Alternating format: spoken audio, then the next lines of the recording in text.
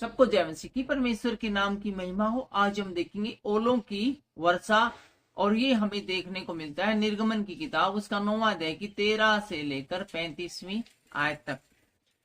आपके पास बाइबल है तो हमारे साथ निकाल लीजिए। निर्गमन की किताब उसका 9वां अध्याय 13वीं आयत से लेकर 35वीं आयत तक। ओलों की वर्षा। मिस्र पर जो 10 भारी विपत्तियां पड़ी थी उसमें ये विपत्ति नंबर 7 है, ओलों की वर्षा।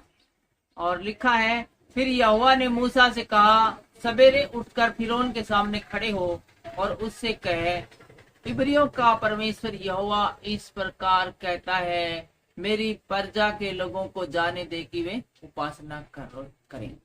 एक बार फिर से परमेश्वर आदेश देता है कि फिरौन को जाकर बोलो कि वो मेरी प्रजा को जाने दे ताकि वो मेरी उपासना करें। बहुत बार बार बार फिरौन को परमेश्वर रिपीट करा रहा है कि मेरी प्रजा को जाने दे, मेरी प्रजा को जाने दे कि वो मेरी उपासना करें।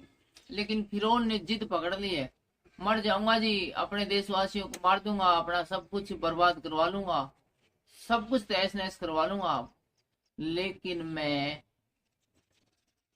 इजरायलियों को अपने देश में से जाने नहीं दूंगा। डायरेक्ट परमेश्वर से लड़ाई हम देख रहे हैं कि फिरौन की यहाँ पर चल रही है। 14वीं आयत में लिखा है, नहीं तो अब की बार मैं तुझ पर और तेरे कर्मचारियों और तेरी प्रजा पर सब प्रकार की विपत्तियां डालूंगा। और इस बार कहता परमेश्वर कि या तो तू मुझे मेरी प्रजा को जाने दे, नहीं तो इस प्रकार सब प्रकार की विपत्तियां डालूंगा।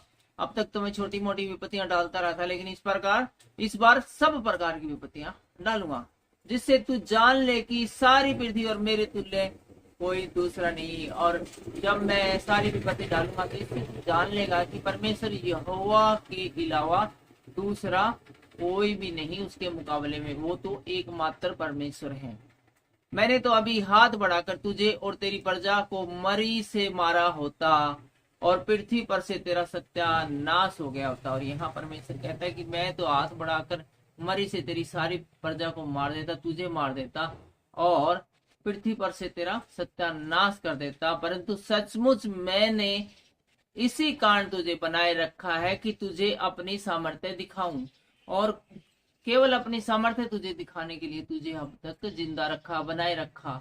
वरना परमेश्वर के सामने किसी इंसान की क्या हैसियत है, क्या औकात, चाहे वो जितने बड़े पद पर हो, और अपना नाम सारी पृथ्वी पर प्रसिद्ध करूं। तुझे सामर्थ्य दिखाऊं और मेरे इस सामर्थ्य दिखाने के द्वारा सारी पृथ्वी के ऊपर मेरा नाम है वो प्रसिद्ध हो जाएगा। और 17वीं आयत में लिखा है, क्या तू अब भी मेरी प्रजा के सामने अपने आप को बड़ा समझता है। और यहाँ पर परमेश्वर कहता है, क्या तू अब भी मेरी प्रजा के सामने अपने आप को बड़ा समझता है। तो इस बात से हम समझ सकते हैं कि परमेश्वर की जो प्रजा है उससे बड़ा कोई नहीं हो सकता। परमेश्वर की प्रजा मतलब परमेश्वर के लोग, मसीह लोग, क्रिश्चियंस लोग जो परमेश्वर से प्यार करते हैं। सबसे ऊंचा और सबसे बड़ा पद परमेश्वर के बाद इन्हीं लोगों का है, इनसे बड़ा कोई नहीं, और इन्हें जाने नहीं देता। और तू अपने आप को मेरी प्रजा से बड़ा समझता है ना, इसलिए तूने इनको रोक के रखा है और इन्हें जाने नहीं दे रहा है। सुन, कल मैं इसी समय ऐसे भारी भारी ओले बरसाऊंगा जिसके तुल्य मिस्र की नींव पड़ने के दिन से लेकर अब तक कभी नहीं पड़े। और यहाँ पर एक बार फिर से 24 घंटे का अल्टीमेट दिया जाता है कि कल मैं इतने भारी ओले बरसाऊंगा, इतने भारी बरसाऊंगा कि जब से मिस्र की नींव पड़ी है, अर्थात जब से पृथ्वी बनी है, तब से लेकर आज तक कभी भी इतने बड़े ओले नहीं आए होंगे। इसलिए अब लोगों को भेजकर अपने पशुओं को और मैदान में जो कुछ तेरा है सबको फुर्ती से आड़ में छिपा ले, नहीं तो जितने मनुष्य या पशु मैदान में रहे और घर में इकट्ठे न किए जाएं, उन पर ओले गिरेंगे और वो मर जाएंगे। और यहाँ पर एक सेफ्टी टिप्स भी परमेश्वर के द्वारा दिया जाता है कि जितना भी तेरा जो मैदान में है, जो फसल है, जो पशु है, जो तेरे कर्मचारी है, जो मैदान में है, जो खेतों में, खलिहानों में, फुर्ती से आड़ में छिपा ले, अर्थात सबको छत के नीचे लिया, जल्दी से लिया। तेरे पास 24 घंटे का समय है, जो भी खुले मैदान में रहेगा वो तहस नहस हो जाएगा। इसलिए फिरौन ने कर्मचारियों में से जो लोग यहोवा के वचन का भय मानते थे उन्होंने अपने अपने सेवकों और पशुओं को घर में हाँक दिया। और जितने भी कर्मचारी हैं यहोवा परमेश्वर का भय मान रहे थे और जिन्होंने अभी चमत्कार देखे थे, विपत्ति देखी थी, उन लोगों ने अपने पशुओं को, जानवरों को, जो कुछ भी इनका था वो छत के नीचे ले आए, अपने अपने घरों में ले आए। पर जिन्होंने यहोवा के वचन पर मन न लगाया उन्होंने अपने सेवकों और पशुओं को मैदान में रहने दिया। लेकिन जिन लोगों ने परमेश्वर के वचन के ऊपर मन नहीं लगाया था, उन्होंने कहा कि परमेश्वर को हम नहीं मानते, उन्होंने अपने पशुओं को, जानवरों को, जो कुछ उनका इम्पोर्टेंट था, फसलें थी, सबको मैदान में रहने दिया। और 22वीं आयत में लिखा है, तब यहोवा ने मूसा से कहा, अपना हाथ आकाश की ओर बढ़ा कि सारे मिस्र देश के मनुष्यों, पशुओं, खेतों की सारी उपज पर ओले गिरे। और यहाँ पर जो सारा बटन है, सिस्टम है, वो मूसा को ही दे दिया। सारा रिमोट कंट्रोल मूसा के हाथ में। परमेश्वर ने कहा कि अपना हाथ आकाश की ओर बढ़ा। परमेश्वर चाहता तो खुद भी ओलों की बरसात कर सकता था, लेकिन मूसा से कहा कि तू अपना हाथ आकाश की ओर बढ़ा कि सारे मिस्र के मनुष्यों, पशुओं और खेतों की सारी उपज पर ओले गिरे। तब मूसा ने अपनी लाठी को आकाश की ओर उठाया और यहोवा की सामर्थ्य से मेघ गरजने लगे और ओले बरसने लगे और आग पृथ्वी तक आती रही। ओलों के मध्य में आग भी पृथ्वी के ऊपर आ रही थी।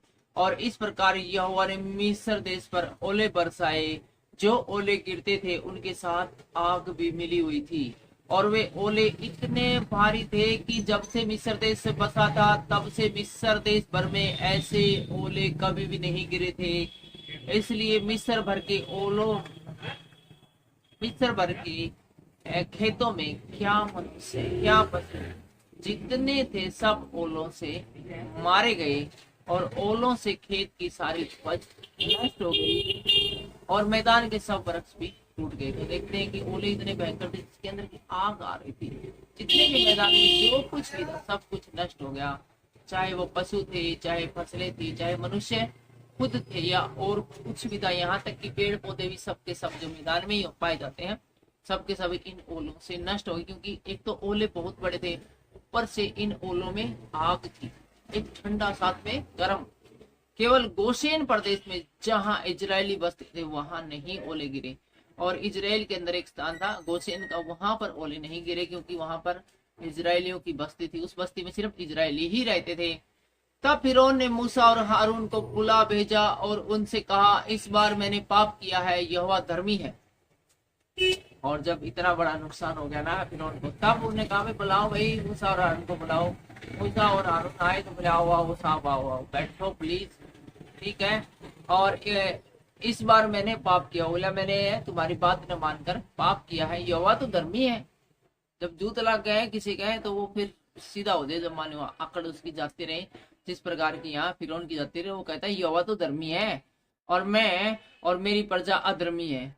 और यहोवा सिर्फ न सिर्फ धर्मी है बल्कि मैं और मेरी प्रजा अधर्मी है। मेघों का गर्जना और ओलों का बरसना तो बहुत हो गया। अब यहोवा से विनती करो, अब मैं तुम लोगों को जाने दूंगा और तुम्हें जाने दूंगा और तुम रोके नहीं जाओगे। तुम फिरौन कहता है, यार बहुत ओले गरजली, बहुत आसमान बरस दिया, इतना कुछ हो गया और क्या करोगे, ये बंद करवाते हो प्लीज। मैं मानता हूँ कि मैं अधर्मी हूँ, तुम्हारा परमेश्वर है वो बहुत ही धर्मी है। और अब फटाफट है ये ओले आले गिरवाने तुम बंद कराओ और मैं तुम्हें जाने दूंगा और तुम रोके नहीं जाओगे। मेघों का गर्जना और ओलों का बरसना तो बहुत हो गया, ठीक है। मूसा ने फिरौन से कहा, नगर से निकलते ही मैं यहोवा की ओर हाथ फैलाऊंगा, तब बादल का गर्जना बंद हो जाएगा। और यहाँ पर हम देख रहे हैं कि मूसा कह रहा है कि ठीक है, मैं जैसे ही तेरे कोठी से बाहर निकलूंगा, तेरे महल से बाहर निकलूंगा और मैं आकाश की ओर अपने हाथ बढ़ाऊंगा और ओलों का गिरना बंद हो जाएगा और ओले फिर नहीं गिरेंगे। इससे तू जान लेगा कि पृथ्वी भर में यहोवा ही है। और मैं तुम्हें इस प्रकार से कह रहा हूँ, तो इसको तू अच्छे से देख ले, जांच ले, समझ ले कि जैसे ही मैं बाहर निकलूंगा, शहर से बाहर निकलूंगा, आसमान की तरफ हाथ बढ़ाऊंगा, तुरंत है वो ओले गिरने बंद हो जाएंगे। और इसके द्वारा तू जान लेगा कि यहोवा ही एकमात्र है और पृथ्वी के ऊपर परमेश्वर है। तो भी मैं जानता हूँ कि न तो तू और न तेरे कर्मचारी यहोवा का भय मानेंगे। और मूसा कहता है कि मैं जानता हूँ कि इतना बड़ा चमत्कार तुम्हारे साथ हो रहा है, इतने तुम बर्बाद हो गए हो, तुम्हारा तो कुछ बचा ही नहीं है, लगभग सब कुछ खत्म हो लिया कितनी सारी विपत्तियों की तरह। और इस बार भी तुम कह रहे हो कि बंद करा दो, मैं बंद कर दूंगा। बाहर तेरे महल से बाहर जाते ही अपने हाथ आसमान की ओर बढ़ाकर परमेश्वर से प्रार्थना करूंगा और ओले बंद हो जाएंगे। लेकिन तुम सुधरने वाली पार्टी हो नहीं, न तुम सुधरने वाले हो न तुम्हारे कर्मचारी। सन और जो तो ओलों से मारे गए, क्योंकि जो की बालें निकल चुकी थी और सन में फूल लगे थे, पर गेहूं और कठिया गेहूं जो बड़े न थे, इस कारण वे मारे न गए। जब मूसा ने फिरौन के पास से नगर के बाहर निकलकर यहोवा की ओर हाथ फैलाए, तब बादल का गरजना और ओलों का बरसना बंद हुआ, और फिर बहुत में भूमि पर न गिरा। परंतु यह देखकर कि मैं और ओले और बादल का गर्जना बंद हो गया, फिरौन ने अपने कर्मचारियों समेत अपने मन को कठोर करके पाप किया। और जब फिरौन ने देखा कि सब कुछ मीमा बरसना बंद हो गया, ओले गिरने बंद हो गए, तो मौसम एकदम क्लियर हो गया, सुपर क्लियर हो गया, तो फिर इस प्रकार से उसका फिर मन कठोर हो गया, बोला मैं को नहीं जाने दूं। और इस प्रकार फिरौन का मन अठीला होता गया और उसने इजरायलियों को जाने न दिया, जैसा कि यहोवा ने मूसा के द्वारा कहलाया। आज के इस वीडियो में इतना ही। परमेश्वर आपको आशीष दे। सबको जय मसीह।